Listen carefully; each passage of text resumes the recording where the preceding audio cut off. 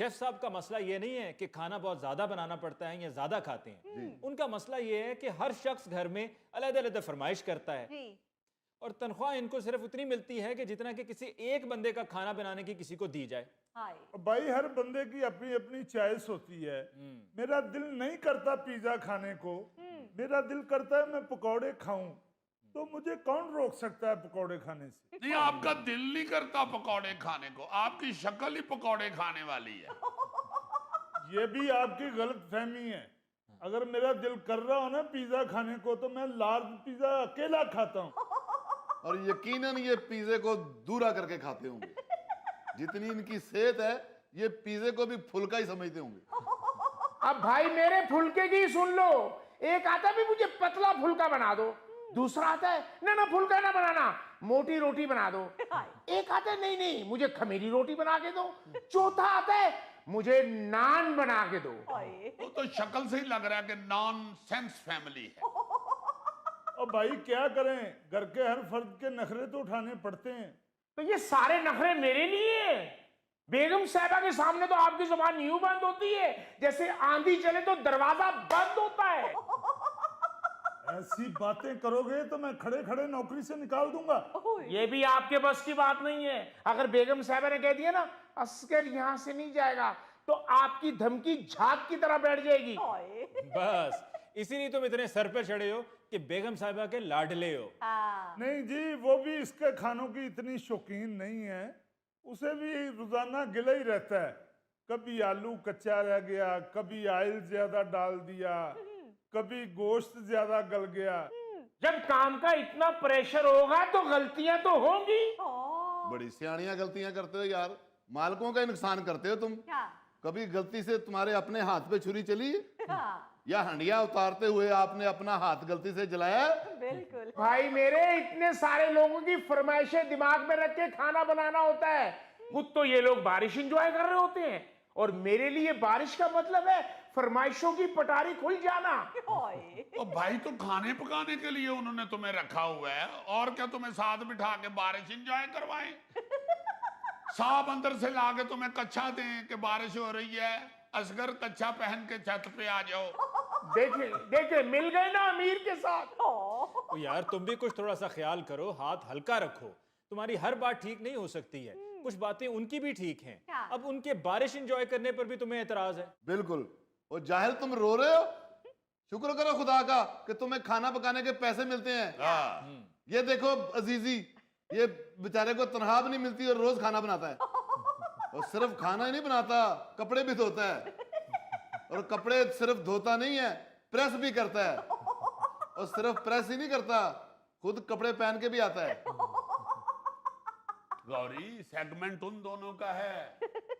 तुम्हें भी लोग कैमरे के सामने ही पेंट कोट पहने हुए देखते हैं। 2-3 दफा मैं तुम्हें घर से लेने गया हूं, अल्लाह माफ करे, मैंने तुम्हें फांटों वाला पजामा पहने हुए भी देखा है।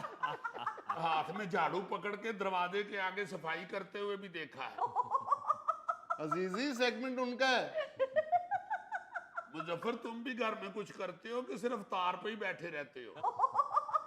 ओ भाई बात सुनो, जब तुमने इनके यहाँ मुलाजमत शुरू की तो उस वक्त तमाम मामला तय हो गए होंगे, जिसमें तनख्वाह कितनी होगी, काम कितना है, और ये सब आपको इन्होंने बताया भी होगा। और सूट करता था, वारे में था, तो मुलाजमत शुरू की ना, वरना ना करते। सर कभी इन लोगों के मुंह से 2 बोल प्यार के नहीं निकले। खून खोलता है मेरा जब बेगम साहबा मेहमानों के सामने कह रही होती है ये डिश मैंने बनाई है और ये डिश मैंने खुद आपने सामने खड़े होके बनवाई है। वरना आप लोगों को तो पता है कि नौकर खाने का क्या हाल करते हैं। नहीं, ये तो वाकई ज्यादती होती है शेफ के साथ। सर उस वक्त मेरा दिल कर रहा होता है कि सबके सामने पोल खोल दूं कि बेगम साहिबा को तो ये भी नहीं पता कि अंडा उबल जाए तो ये नीचे बैठ जाता है, ये ऊपर तैरने लग जाता है। ओ भाई, इस बात का कुकिंग से क्या ताल्लुक है? तुम शेफ हो या मशेरे हो? भाई सब लोग यही करते हैं, मुकाबला तो फिर मुकाबला है। जब हम अलवी साहब के घर जाते हैं तो उनकी खवातीन नहीं कह रही होती कि ये डिश मैंने बनाई है, दूसरी कह रही होती ये मैंने बनाई है, तीसरी कह रही होती ये मैंने बनाई है। हालांकि पहले नवाले में पता चल जाता है ये मर्दाना हाथ है, या जनाना हाथ है? हाय। चलो जब पता लग गया तो फिर तारीफ करने में क्या हर्ज है? आपको तारीफ चाहिए या तनख्वाह चाहिए? और भाई अल्लाह का शुक्र करो नौकरी पे लगे हुए हो, अपनी तनख्वाह लो, तुम्हें तारीफों की पड़ी हुई है। तनख्वाह भी तो इतनी थोड़ी है ना, 3 टाइम खाने का लालच ना हो तो मैं नौकरी कब की छोड़ चुका होता। भाईजान जब इसको नौकरी पे रखा था तो इसने इतनी लंबी लिस्ट सुनाई थी कि मैं ये भी बना लेता हूँ, मैं वो भी बना लेता हूँ, मैं ये भी बना लेता हूँ। पहले महीने में इसने बहुत कुछ पका के दिखाया भी। अब इसको जरा सा कह दो ना कि ये मुख्तलिफ डिश बना के दिखाओ, तो ये कहना शुरू कर देता है कि मैंने कभी बनाई नहीं, मुझसे कहीं खराब ना हो जाए। हाय। ओ भाई क्यों डरते हो इतना, हो जाए खराब? उनको कौन सी इतनी अकल है, वो खराब भी खा जाएंगे। क्यों खराब हो जाए? तनख्वाह देते हैं, कोई अल्लाह वास्ते काम नहीं कराते। हाय। बताओ भाई आप क्यों कामचोर हो गए हो? चले फिर इनकी भी सुन लीजिए। जब मैं नौकरी लेने के लिए आया था तो इन्होंने कहा भाई 3-4 लोगों का खाना बनाना है, बाकी जो लोग हैं वो बाहर से खाना खाते हैं। हाँ। जब घर में नौकरी करना शुरू हुआ तो वो बाहर की दावतें भी घर में होना शुरू हो गई। रोजाना 10-10, 15-15 लोगों का खाना बनाता हूं मैं। हाय। यार वैसे मैं माफी चाहता हूँ, तुम्हें इन साहब को देख के पता चल जाना चाहिए था कि कितनी देगें रोजाना पकानी पड़ेंगी। अजीजी साहब मैं अक्सर डाइट पे होता हूँ। वो जाने दे साहब जी, आप जैसा बंदा तो अगर बाहर से खा के भी आए ना तो बीवी को खुश करने के लिए घर में दोबारा खा लेता है। अली साहब तनख्वाह के अलावा इसका खाना पीना साल लगाएं तो डबल तनख्वाह बन जाती है। कौन सा खाना? लो फिर ये भी सुन ले, फ्रिज में 2-2, 3-3 दिन का रखा हुआ खाना मुझे देते हैं। ओहो। अगर मैं कहूं कि ये तो 3-4 दिन का रखा हुआ है तो आगे से कहते हैं क्या फेंक दें, ये रिस्क है, क्या रिस्क की बेहुरमती कर दें? भाई अगर रिस्क की बेहुरमती है तो फिर खुद खाएं।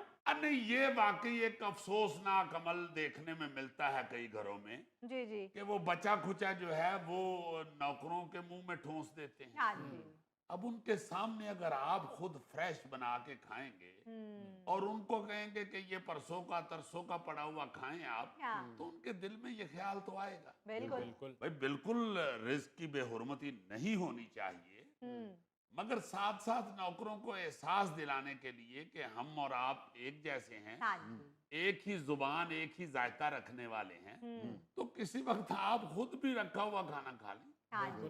बिल्कुल। किसी वक्त नौकरों से भी कहें कि भाई आप ये फ्रेश खा लें, हम वो खा लेंगे। हाँ। और जी मैं कई दफा रखा हुआ खा लेता हूँ, इसको नखरे आते हैं। आप वो वाला खाना खाते हैं जो आपने शौक से बनवाया होता है, वो तो बेगम साहिबा डांटती हैं, ये आपने खुद ही अपनी मर्जी का बनवाया था, अब खाओ इसे। ओ भाई तुम इनके घर में काम करते हो या सारा दिन इनकी और बेगम साहिबा की फिल्म ही देखते रहते हो? अजीजी ऐसे मुलाजिम ना घर की बातें बाहर भी बता देते हैं, हाय। करियाने वाले को बता रहे होते हैं कि हमारी बेगम साहबा छुप छुप के सिगरेट पीती हैं। वैसे मैं आप दोनों की शिकायत सुनकर इस नतीजे पे पहुंचा हूं कि मालिक को भी इंसानियत का मुजाहिरा करना चाहिए और मुलाजिम को भी ये चाहिए